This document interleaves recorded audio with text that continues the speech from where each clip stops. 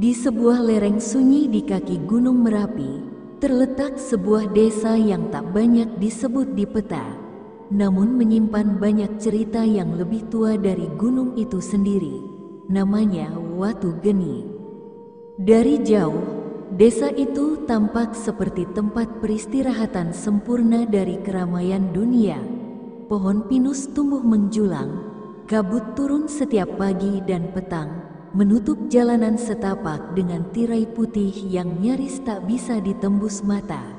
Hawa dingin menyusup ke tulang, bahkan ketika matahari bersinar. Angin yang berembus membawa suara-suara asing, kadang seperti tawa, kadang seperti bisikan atau rintihan. Namun, di balik ketenangan itu, orang-orang yang sudah lama tinggal tahu bahwa Watu Geni bukan sembarang desa. Ada sesuatu yang hidup di antara bebatuan tuanya, di balik hutan yang terlalu lebat untuk dimasuki, dan di gua-gua yang bahkan penduduk setempat pun enggan menyebut namanya. Di sanalah cerita ini bermula. Satria adalah anak tunggal dari pasangan petani miskin yang dulunya dikenal sederhana dan baik hati. Orang tuanya meninggal dalam kecelakaan misterius saat ia masih berumur 8 tahun. Konon, malam itu hujan deras mengguyur desa, dan suara petir bertalu-talu. Beberapa warga melihat bayangan besar melintas di langit, seperti sosok makhluk bersayap. Tak lama, kabar kematian orang tua Satria tersebar, dengan tubuh yang tak utuh ditemukan di pinggir sungai, persis di bawah tebing terlarang bernama Batu Lanang. Sejak malam itu, Satria hidup sendiri, diasuh oleh Pak Darmo, tetua desa yang menjaga punden leluhur. Pak Darmo memperlakukan Satria dengan baik, tapi tetap menjaga jarak, seolah ada sesuatu dalam diri anak itu yang membuatnya takut atau hormat. Satria tumbuh menjadi pemuda pendiam. Ia tak banyak bicara, tapi sorot matanya tajam. Ia bekerja serabutan, dari mencangkul sawah orang sampai mengangkut kayu bakar dari hutan. Namun, kemiskinan tetap saja menjadi pakaian yang melekat di tubuhnya. Satu hal yang membuat Satria berbeda dari pemuda desa lainnya adalah ambisinya. Ia sering menatap ke arah kota dari atas bukit sambil berkata sendiri, "Aku nggak bakal miskin terus. Aku bakal punya semuanya, rumah besar, harta, dan orang-orang bakal tunduk padaku." Pak Darmo yang mendengarnya hanya menggeleng, "Nak, hati-hati dengan keinginan. Kadang yang kau minta datang dari tempat yang tak seharusnya." Tapi Satria tak peduli. Ia muak jadi bahan kasihan, muak jadi omongan tetangga. Ia ingin kekuatan, ia ingin balas dendam pada nasib. Watu Geni bukan desa biasa. Di setiap sudutnya ada penanda gaib, ada batu besar di pertigaan jalan yang selalu diberi sesaji tiap malam Jumat Kliwon. Ada pohon beringin tua yang dikeramatkan, di mana konon pernah terlihat seorang gadis berbaju merah menari di bawahnya sambil menangis. Ada gua di kaki gunung yang dijuluki Gua Sigendru, tempat orang-orang bersemedi untuk meminta wangsit atau kekayaan. Tapi tak semua orang berani masuk, karena satu aturan tak tertulis di desa ini adalah jangan pernah meminta lebih dari yang kau sanggup bayar. Namun, seperti Ikarus yang terbang terlalu dekat ke matahari, Satria tak gentar. Ia percaya bahwa kalau memang ada kekuatan yang bisa memberinya segalanya, maka ia akan mencarinya. Meski harus menyusuri jalan yang gelap dan penuh darah. Malam itu, desa diselimuti kabut lebih tebal dari biasanya. Bulan menghilang, seolah enggan menyaksikan apa yang akan terjadi. Satria berjalan menuju hutan di barat, mengikuti petunjuk samar dari buku tua yang ia temukan di gudang Pak Darmo. Buku itu ditulis dengan aksara Jawa kuno, penuh simbol-simbol aneh, dan di halaman terakhirnya tertulis, "Nikah karo bangsa lelembut, uripmu bakal sugih, nanging atimu aja gawe liyan. Menikahlah dengan bangsa halus, hidupmu akan kaya, tapi hatimu jangan untuk yang lain." Satria mengira itu cuma metafora, tapi malam itu ia akan tahu bahwa dunia ini lebih luas daripada yang terlihat. Langkah kakinya menembus ilalang tinggi, mendaki jalan setapak yang tak pernah dilewati manusia.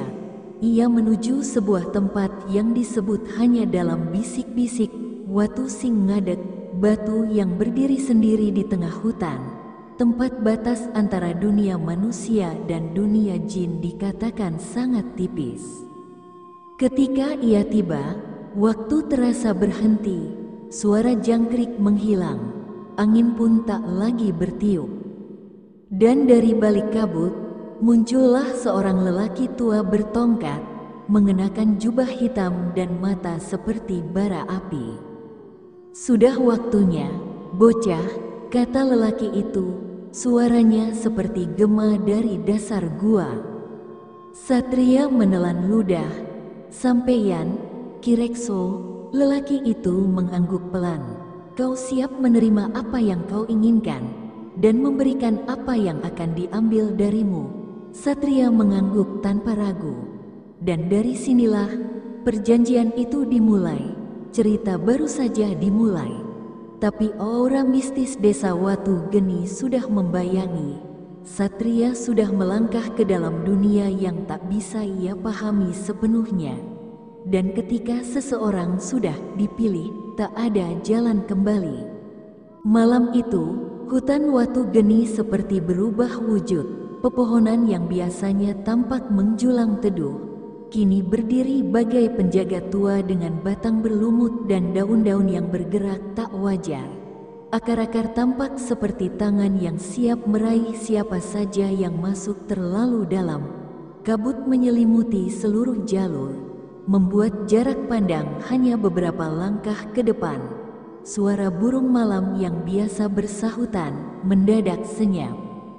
Satria melangkah pelan, mengikuti bayangan hitam yang muncul dan menghilang di sela pepohonan. Bayangan itu tak memiliki bentuk pasti, kadang seperti manusia tua, kadang seperti seekor anjing hitam besar. Tapi Satria tak goyah. Ia percaya, atau memaksa dirinya percaya, bahwa ini semua adalah bagian dari jalan menuju kekuasaan. Lalu, di sebuah tanah datar yang dikelilingi 5 pohon pinus tua, ia berhenti. Angin mati, daun-daun seolah tertahan di udara. Suasana hening, nyaris membunuh. Tiba-tiba terdengar suara tongkat menghantam tanah. "Kowe tenan-tenan kepengin sugih, kau benar-benar ingin kaya?" Satria berbalik cepat. Di hadapannya berdiri lelaki tua berjubah hitam. Sosoknya kurus, hampir tinggal tulang, tapi auranya luar biasa kuat. Sorot matanya menembus seolah tahu isi hati. Di pundaknya bertengger seekor burung hantu putih bermata merah. Ia adalah Kirekso, dukun gunung yang namanya hanya disebut dalam bisik-bisik. Ada yang bilang ia berumur lebih dari 100 tahun. Ada juga yang percaya ia bukan manusia sepenuhnya. "Aku siap," jawab Satria. "Mantap, sugih ora gampang, kaya ora mung nggo dolan, ana regane." Kaya itu tidak mudah. Kekayaan bukan untuk main-main, ada harganya. Kirekso lalu merogoh jubahnya dan mengeluarkan sebuah botol kecil berisi cairan hitam pekat. Di dalamnya tampak bergerak sesuatu yang menyerupai mata. "Minum iki, lan sawise kuwi, kabeh ora bakal pada." Minum ini, dan setelah itu, segalanya tidak akan sama. Tanpa bertanya, Satria meneguk cairan itu. Rasanya pahit, panas, dan seperti terbakar di kerongkongan. seketika matanya gelap. Saat ia membuka mata, Satria sudah tidak berada di hutan Watu Geni. Ia berdiri di tempat yang asing, sebuah padang tandus dengan langit merah darah dan matahari hitam yang menggantung diam. Angin panas bertiup, membawa suara tangis dan tawa yang bersahut-sahutan. Tak ada kehidupan, hanya bayangan-bayangan hitam yang berjalan tanpa arah. Di kejauhan, tampak sebuah istana kristal hitam mengapung di atas jurang. Kilatan cahaya menyilaukan memancar dari gerbangnya, dan dari dalam terdengar dentingan gamelan bercampur suara sinden menangis. Ki Rekso berdiri di sampingnya, tak berubah, tak bergeming. Iki keraton lelembut, kene kowe bakal nikah, duduk karo manungsa. Ini adalah istana makhluk halus. Disinilah kau akan menikah, bukan dengan manusia. Jalan menuju istana terbentang, tapi bukan jalan biasa.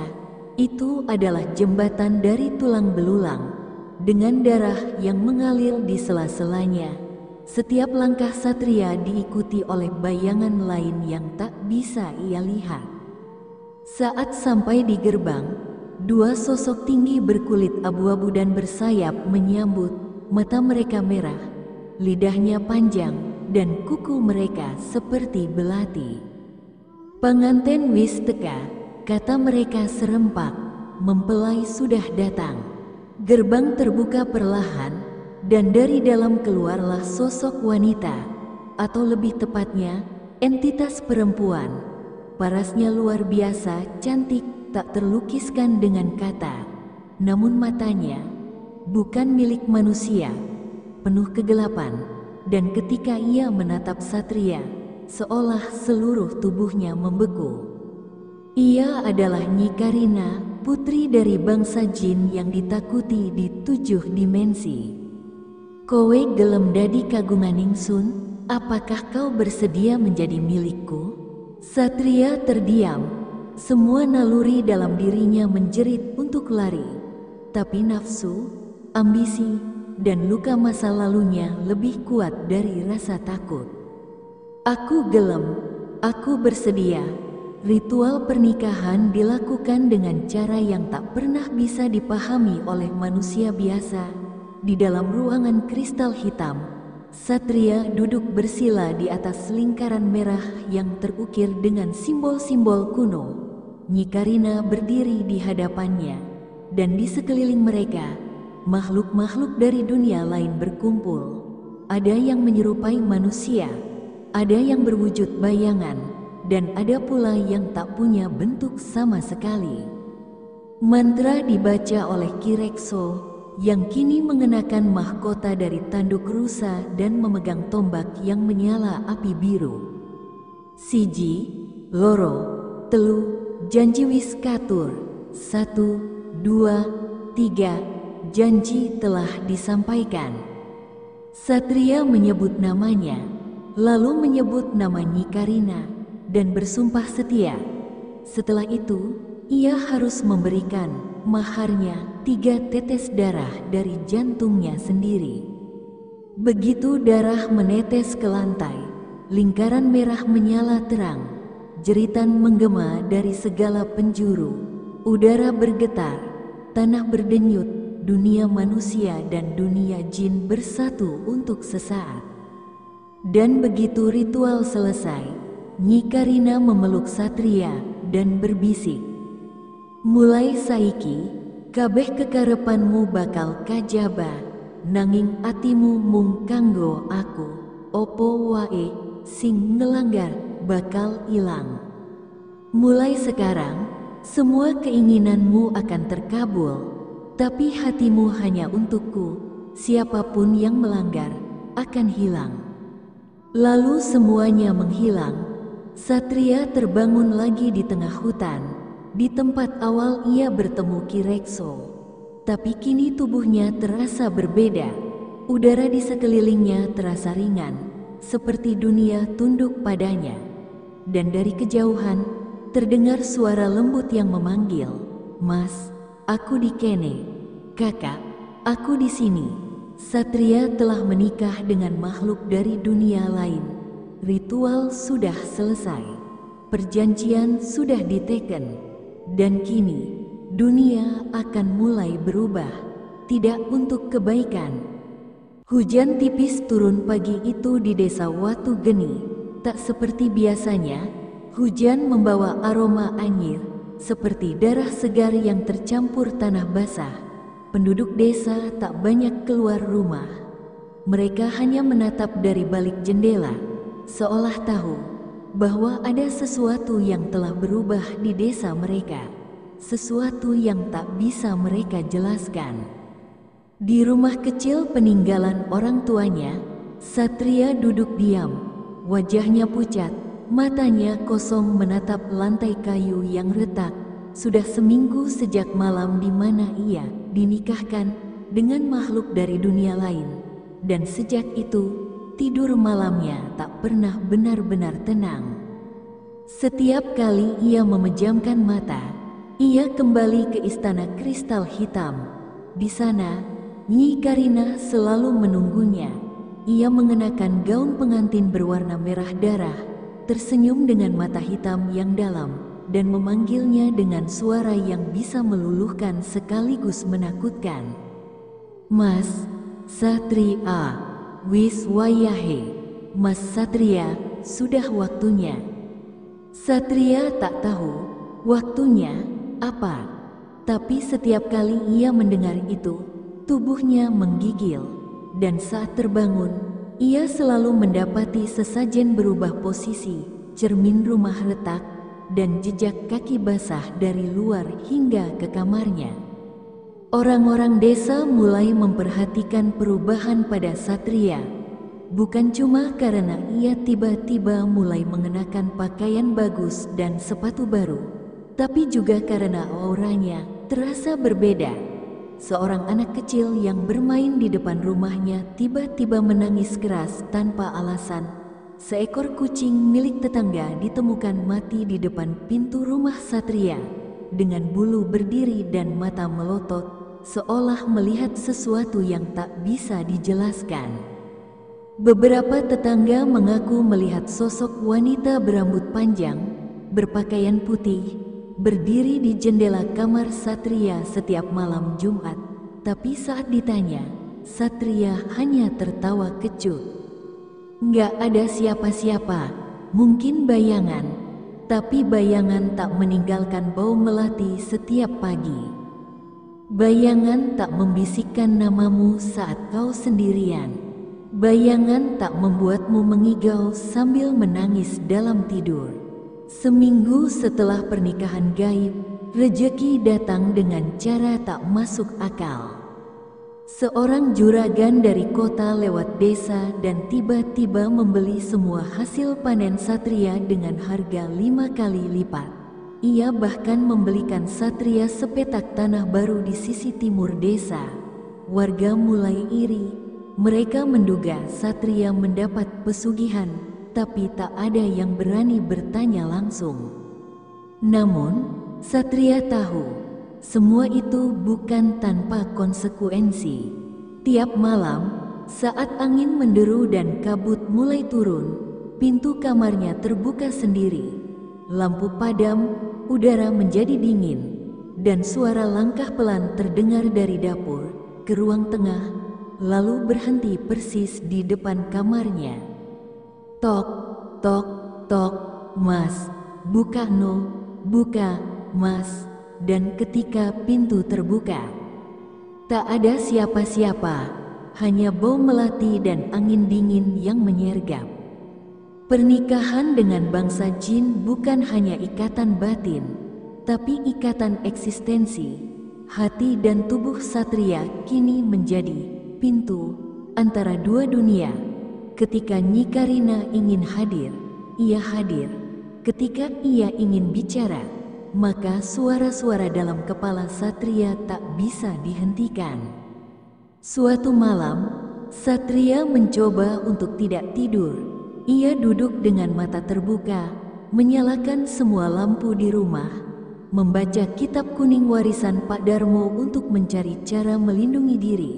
Tapi tak lama kemudian, semua lampu padam serentak, udara mengental, dan dari langit-langit rumah, tetesan darah mulai jatuh, menetes di atas kitab. "Mas, kowe wes dadi kagunganku, kenapa isih goleki liyane? Mas, kau sudah menjadi milikku, kenapa masih mencari yang lain?" Satria menutup kitab, matanya berkaca-kaca. Ia tahu, ia tak bisa lari. Perjanjian sudah dibuat, dan dalam dunia lelembut, perjanjian adalah hukum yang tak bisa dibatalkan. Tetua desa, Pak Darmo, mulai mencurigai ada yang salah. Ia mendatangi rumah Satria sambil membawa tasbih dan air kembang. Begitu ia memasuki pekarangan rumah, tubuhnya gemetar. Ada kekuatan besar yang tinggal di situ sekarang, kekuatan yang bukan dari dunia ini. "Kowe wis nyawiji karo jagat sing ora kudune, kau sudah menyatu dengan dunia yang seharusnya tak kau sentuh." Tapi Satria hanya tertunduk, mulutnya ingin berkata, tapi sesuatu menahannya. Seolah ada yang menjerat lidahnya agar tetap diam. Dan saat Pak Darmo mencoba menyentuh pundaknya, kulit Satria mendadak menjadi dingin seperti batu. Hari itu langit gelap, meski belum malam, burung-burung terbang rendah, dan angin berputar aneh seperti pusaran. Warga desa memilih masuk rumah sebelum maghrib. Mereka tahu malam Jumat Kliwon kali ini tidak biasa. Jam menunjukkan pukul 11:11 malam saat suara gamelan terdengar dari arah rumah Satria. Tidak keras, tapi cukup jelas, seolah ada hajatan. Beberapa warga mengintip dari kejauhan. Mereka melihat rumah Satria terang benderang dengan cahaya merah. Di tengah rumah, tampak bayangan pengantin wanita berjubah merah, berdiri di depan altar sesajen. Di belakangnya, duduk Satria, mengenakan pakaian adat Jawa lengkap, diam seperti patung. Lalu, semuanya padam.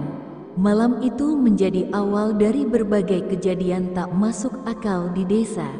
Semua berawal dari satu kesepakatan, pernikahan gaib dengan jin. Dan Satria kini bukan lagi hanya milik dunia manusia. Waktu seolah berlari setelah malam itu. Musim panen datang lebih awal di ladang milik Satria. Tanaman padinya tumbuh 2 kali lebih cepat dibanding milik warga lain. Tangkainya kokoh, bulirnya penuh, dan entah bagaimana tidak satu pun dari ladangnya terserang hama. Di saat petani lain mengeluh gagal panen karena cuaca tak menentu, Satria justru menuai hasil melimpah. Hasil panennya tidak hanya banyak, tapi juga diminati tengkulak dari luar kota. Mereka datang secara tiba-tiba, membawa truk dan uang tunai. Dalam waktu sebulan, Satria memiliki uang lebih banyak daripada yang bisa ia hitung. Ia mulai membeli tanah, menebus sawah yang dulu terjual, dan bahkan membangun gudang baru. Tapi anehnya, semua transaksi itu terjadi tanpa saksi. Tak ada yang tahu kapan dan dengan siapa ia bicara. Hanya tiba-tiba saja tanah berubah milik, uang berpindah tangan, dan bangunan berdiri semalam. Desa Watu Geni mulai berubah, tapi bukan menjadi lebih baik. Warga mulai resah. Mereka tahu bahwa rezeki bisa datang dari kerja keras, tapi tidak dalam waktu sekilat petir menyambar. Beberapa dari mereka diam-diam mulai membicarakan satu hal yang selama ini jadi larangan. Pesugihan. Mereka membisikkan nama Nyi Karina, jin cantik dari Gunung Watu Geni, yang konon hanya akan menikah dengan manusia yang benar-benar nekat. Ia menjanjikan harta dan kejayaan, tapi menuntut kesetiaan abadi. Dan mereka tahu, Satria sudah terlalu jauh, lihat matanya, bisik Buminah, tetangga sebelah rumah. Itu bukan mata orang biasa, kayak ada yang ngintip dari balik bola matanya. Secara perlahan, perubahan pada diri Satria makin jelas. Ia jarang bicara, bahkan pada orang yang dulu dekat dengannya. Tubuhnya lebih tegap, seolah tak lagi mengenal lelah. Ia bekerja siang malam tanpa istirahat. Tapi yang paling menyeramkan adalah tatapannya. Satria menatap dunia seolah dunia ini terlalu kecil untuknya. Seolah ia berada di tempat yang lebih tinggi daripada siapapun. Tiap malam Jumat Kliwon, warga desa selalu mengurung diri di rumah. Sebab dari rumah Satria selalu terdengar suara keramaian tak kasat mata. Gamelan, sinden, tangisan bayi, dan suara tertawa wanita yang menggema. Kadang terdengar suara orang banyak membaca mantra dengan bahasa yang tidak dimengerti, terlalu kuno untuk sekadar Jawa atau Sanskerta. Setelah sebulan, kejadian-kejadian aneh mulai terjadi di desa. Pak Sur, tetangga sebelah yang suka memaki-maki Satria karena dianggap sombong, ditemukan mati dalam posisi sujud, matanya melotot dan lidah tergigit sampai putus. Seorang anak kecil yang bermain layangan dekat rumah Satria mendadak kehilangan suara. Ia hanya bisa menunjuk ke arah rumah itu sambil menangis ketakutan. Ibu-ibu yang lewat depan pagar rumahnya melaporkan mencium bau amis bercampur melati, bau yang hanya tercium bila ada kunjungan dari mereka yang tak terlihat. Rumor makin menjadi-jadi saat Satria membeli mobil mewah di desa terpencil seperti Watu Geni. Mobil semewah itu terlihat seperti bintang jatuh di malam gelap. Tapi yang lebih aneh, tak ada satupun warga melihat mobil itu masuk. Malam hari mobil itu ada di halaman, pagi harinya menghilang. Saat dicari-cari, tak seorang pun tahu keberadaannya. Bahkan jejak bannya tak terlihat di tanah. Beberapa warga bersumpah mereka melihat mobil itu melayang sedikit dari tanah saat parkir. Tapi siapa yang mau percaya? Kekayaan Satria makin menjadi, tapi tidur malamnya makin tersiksa. Setiap malam, ia terbangun dengan keringat dingin. Mimpi buruknya selalu sama. Ia berdiri di tengah padang tulang belulang, dengan ribuan tangan menjulur dari tanah, memohon sesuatu. Di atasnya, Nyi Karina berdiri dengan mata kosong, sambil berkata, "Sing dadi sugih, kudu nduweni tumbal, yang ingin kaya, harus memiliki tumbal." Lalu tangan-tangan itu menariknya ke bawah. Melihat keadaan desa makin kacau, Pak Darmo, tetua desa yang dulu membesarkan Satria, datang lagi ke rumahnya. Ia membawa kitab tua, kembang 7 rupa, dan keris pusaka. "Satria, iki kabeh ora lumrah, iki dudu rejeki, iki jebakan." "Satria, ini semua tidak wajar. Ini bukan rejeki, ini jebakan." Tapi Satria hanya duduk di serambi rumahnya, memandangi langit senja, lalu tersenyum kecil. "Pak, aku mung njupuk sing ora dikarepke wong, aku mung njaluk sing dijanjeke. Pak, aku hanya mengambil yang orang-orang buang, aku hanya meminta yang sudah dijanjikan." Pak Darmo menangis saat itu juga. Ia tahu Satria telah melewati batas, dan setiap kali seseorang melanggar tatanan gaib, harga yang harus dibayar bukan hanya nyawa, tapi jiwa. Satria kini adalah orang paling kaya di desa Watu Geni. Tapi tak ada yang berani mendekat, tak ada yang berani menyentuh rumahnya. Karena semua tahu, rumah itu bukan lagi milik manusia, tapi milik dunia lain. dan meskipun Satria memiliki segalanya, ia tidak pernah tidur lebih dari 1 jam. Langit Watu Geni terasa lebih muram bulan itu. Kabut turun lebih awal, dan hembusan angin seperti membawa bisikan-bisikan aneh. Bahkan ayam-ayam enggan berkokok saat fajar. Desa itu tahu sesuatu yang buruk sedang mendekat. Namun, di balik suasana mencekam itu, Satria justru tampak bahagia. Bukan karena sawahnya makin subur, atau karena harga gabuh melonjak, tapi karena seseorang telah mengetuk hatinya, seorang manusia. Namanya Laras, gadis muda yang datang dari kota kecil di selatan, cucu dari salah satu warga desa yang lama merantau. Ia kembali untuk merawat neneknya yang sakit-sakitan, dan sejak hari pertama menginjakkan kaki di desa, semua mata lelaki tertuju padanya, termasuk Satria. Laras berbeda dari gadis lain. Ia ceria, tapi tidak norak, sopan, tapi tidak kaku. Dan yang paling membuat Satria terguncang, mata Laras tak pernah menunjukkan rasa takut padanya. Di saat semua orang memilih memalingkan wajah atau berbicara setengah berbisik, Laras justru menyapa Satria setiap pagi di pinggir jalan desa. "Mas Satria, kerja terus, nggak capek? Mas Satria, kerja terus, nggak capek?" Senyuman itu seperti cahaya kecil yang menyelinap masuk ke dalam kegelapan hatinya. Satria jatuh cinta. Setiap malam, Satria merasa tubuhnya terbelah dua. Di satu sisi, kehadiran Laras menyulut perasaan manusiawinya yang selama ini terkubur. Tapi di sisi lain, Nyi Karina semakin sering hadir.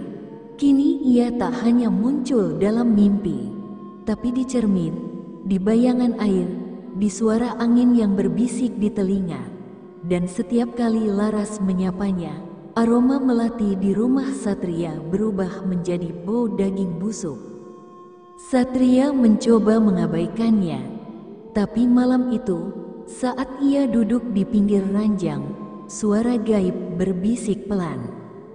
"Kowe janji, atimu mung kanggo aku, kau sudah berjanji hatimu hanya untukku." Satria membantah dalam hati, tapi hatinya mulai rapuh. Ia mulai mencari Laras, menyapanya, bahkan mengantarnya pulang. Dan pada malam bulan purnama, di bawah pohon randu alas, ia menyatakan cinta. "Laras, aku ngerti aku aneh, tapi aku pengin mbok temani.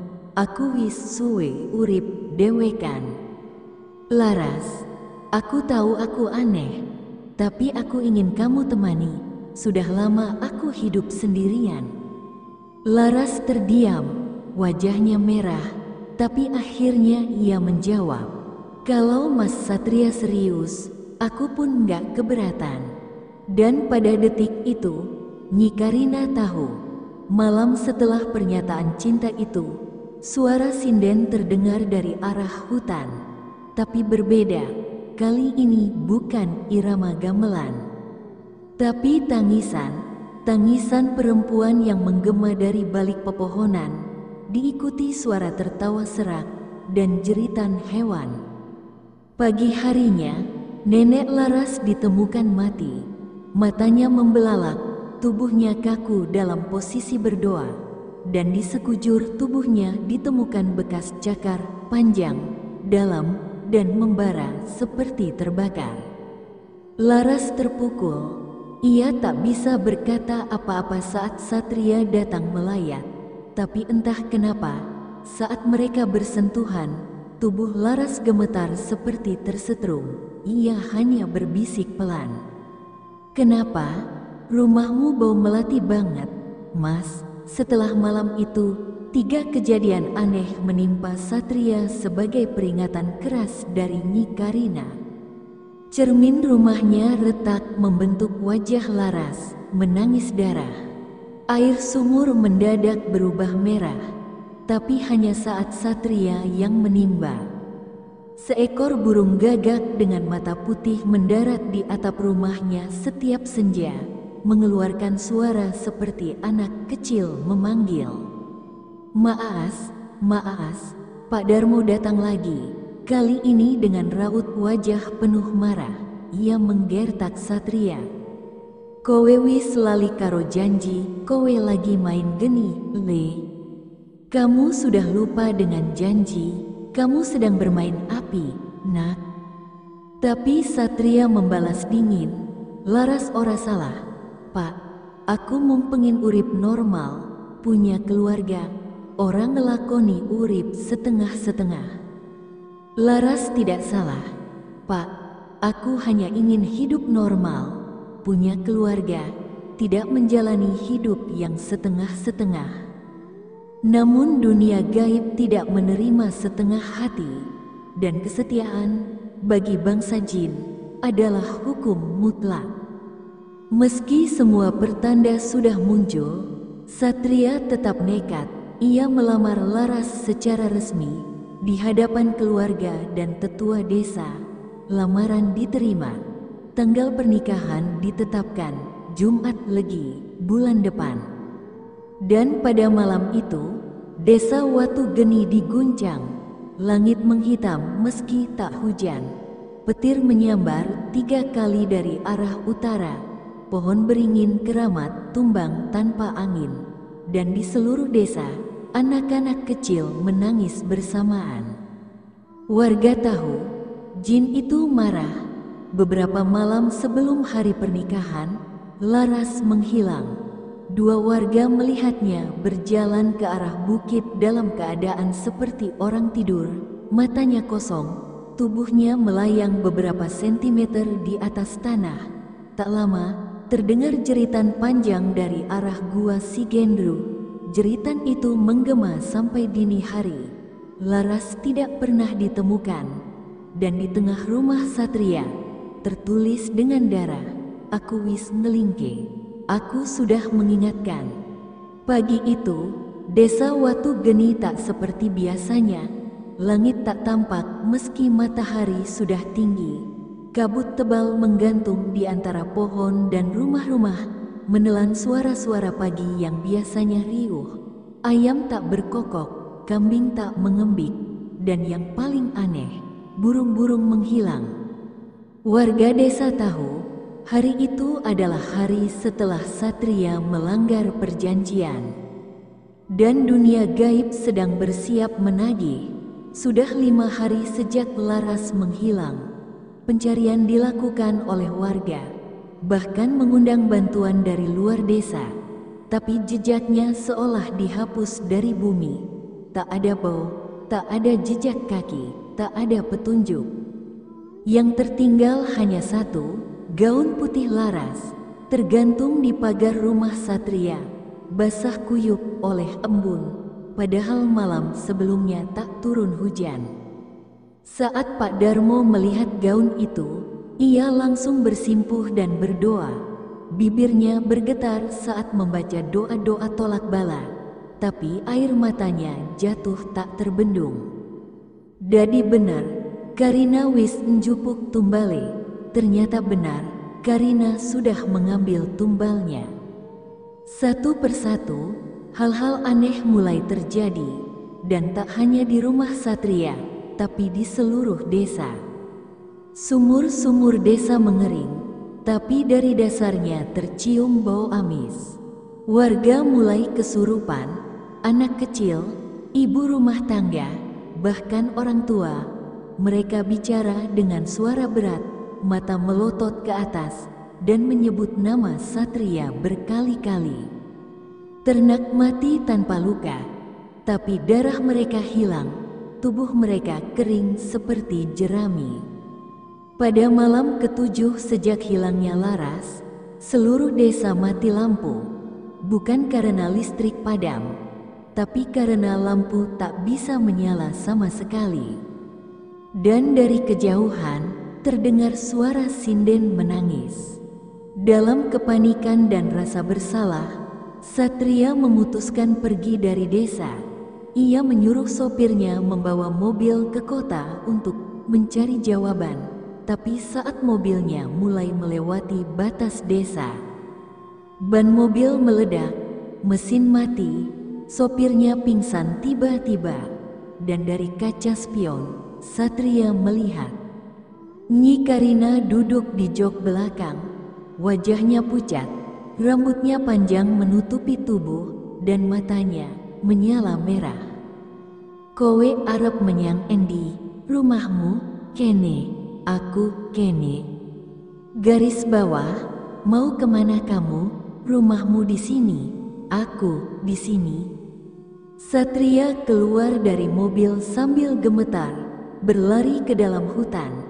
Tapi tak peduli seberapa jauh ia berlari, ia selalu kembali ke satu titik, rumahnya sendiri. Ia terjebak. Malam harinya, Satria dikunjungi Pak Darmo untuk terakhir kalinya. Kali ini, tetua itu tak membawa kitab atau doa. Ia hanya membawa sebatang dupa yang menyala dengan api biru. "Karomu karo jagat lelembut, wis ora iso dicopot le." Garis bawah, perjanjianmu dengan dunia lelembut sudah tidak bisa dicabut.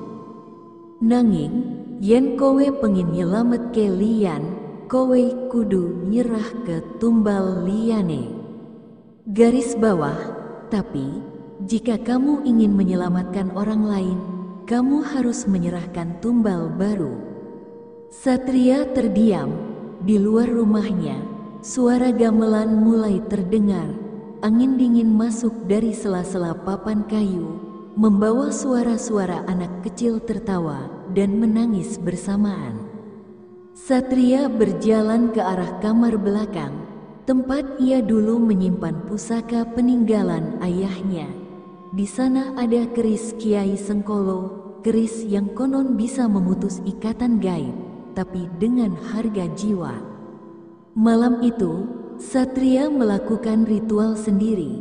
Ia mengenakan pakaian putih, menyalakan dupa 7 warna, dan menusukkan keris ke dada kirinya sendiri.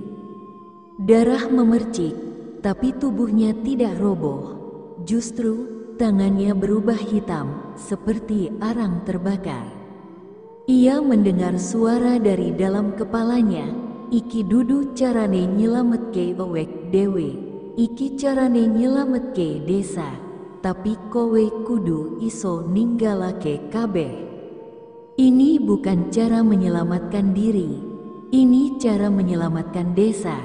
Tapi kamu harus meninggalkan semuanya." Di malam ke-13 sejak pengkhianatan, semua tumbal mulai ditagih. 5 orang desa menghilang tanpa jejak. Langit tak menunjukkan bintang, tapi cahaya dari langit justru turun, berwarna merah darah. Seekor ular raksasa muncul dari sendang desa. Tubuhnya bersisik emas, matanya menyala hijau. Ia berjalan perlahan ke arah rumah Satria. Dan saat malam mencapai puncaknya, seluruh desa tertidur. Bukan tidur biasa, tapi seperti dibius. Tak ada yang bisa membuka mata, tak ada yang bisa bangun. Hanya Pak Darmo yang masih terjaga, duduk di serambi rumahnya sambil menangis dan membaca doa terakhir. Karena ia tahu, malam itu adalah malam hukuman. Pagi hari, desa Watu Geni terasa sunyi. Rumah Satria hangus terbakar.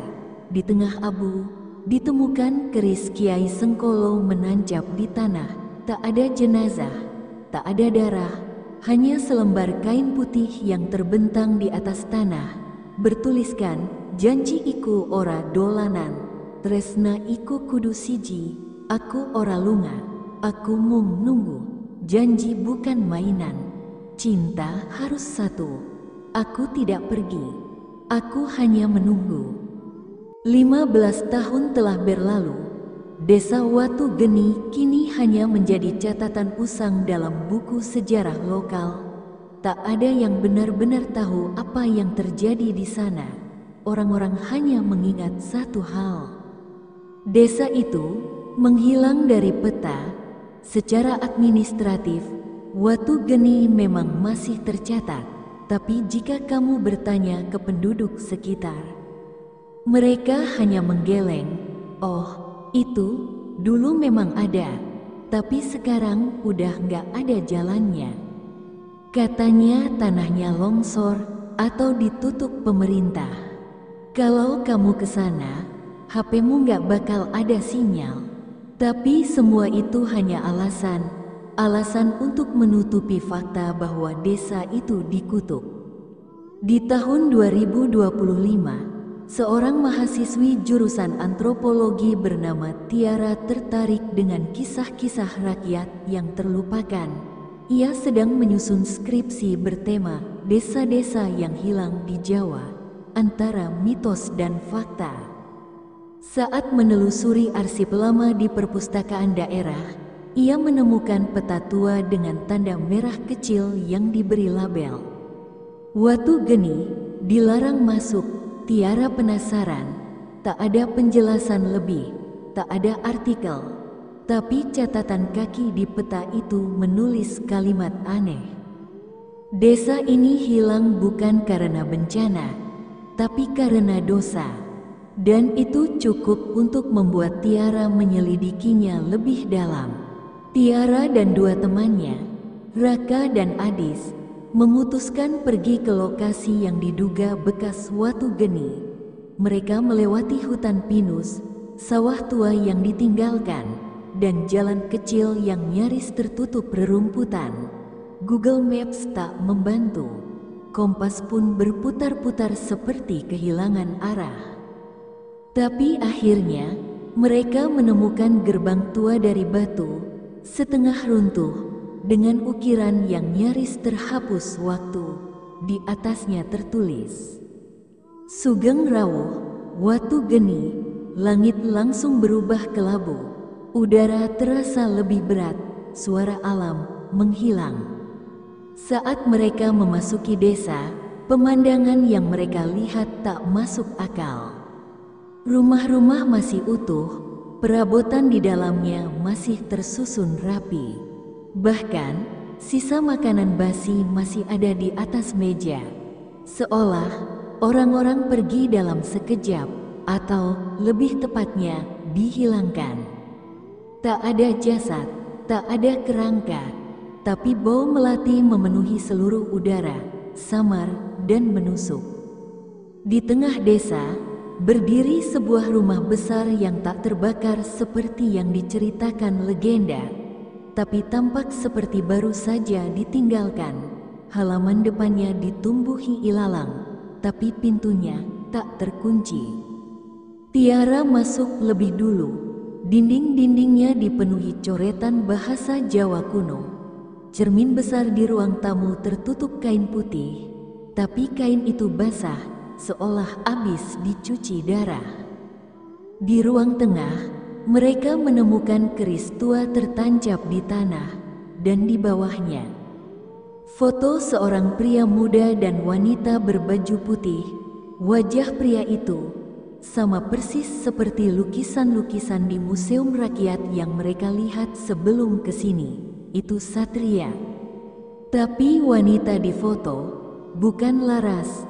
Rambutnya panjang, matanya dalam, dan senyum tipisnya membuat tubuh Tiara menggigil. "Ini siapa?" bisik Adis. Tiara tahu jawabannya. Itu Nyi Karina. Mereka berniat bermalam di desa karena sudah terlalu gelap untuk pulang. Tapi begitu matahari terbenam, dunia berubah. Gamelan mulai terdengar dari kejauhan. Cermin bergetar, meski tak disentuh. Tanah berdenyut di bawah kaki mereka, seperti ada yang hidup di dalamnya. Adis tiba-tiba menangis dan menyebut-nyebut nama ibunya. Raka duduk di sudut, menggoreskan jarinya sendiri di tembok sambil berbisik, "Aku janji setia. Aku janji setia." Dan Tiara ia melihat sosok wanita berpakaian merah berdiri di luar jendela, tidak bergerak, tidak menyeringai, hanya menatap. Dan berkata dengan suara pelan, "Kowe teka maneh, aku nunggu kowe, Mas." Tiara pingsan. Saat terbangun, Tiara menemukan dirinya sendirian. Raka dan Adis menghilang. Rumah itu kosong. Tapi di ruang tengah, kini ada gaun putih tergantung, basah oleh air tanah, dan di bawahnya surat tulisan tangan lama, "Kowe sing maca surat iki, aja diteruske. Watu geni ora cocok kanggo manungsa biasa. Iki dudu panggonan, iki kuburan gede. Aku ora iso ngelindungi desa, aku mung iso ngunci. Tapi yen kowe mbukak maneh, kutukan bakal tangi." Satria, Tiara berlari keluar. Desa itu mulai bergetar. Langit memerah, bau amis dan melati memenuhi udara. Dari balik pepohonan, suara tawa anak-anak dan tangisan wanita bergema bersamaan. Tiara ditemukan seminggu kemudian oleh warga desa tetangga di pinggir hutan, dalam keadaan tak sadarkan diri. Saat dibawa ke rumah sakit, ia hanya bisa berbisik satu kalimat sebelum koma, "Dia masih di sana, menunggu." Beberapa bulan kemudian, laporan tentang orang hilang di area sekitar meningkat drastis, dan warga desa sekitar mulai menyebarkan larangan baru. Jangan mendekat ke arah utara, jangan masuk saat kabut turun, jangan jatuh cinta di Watu Geni.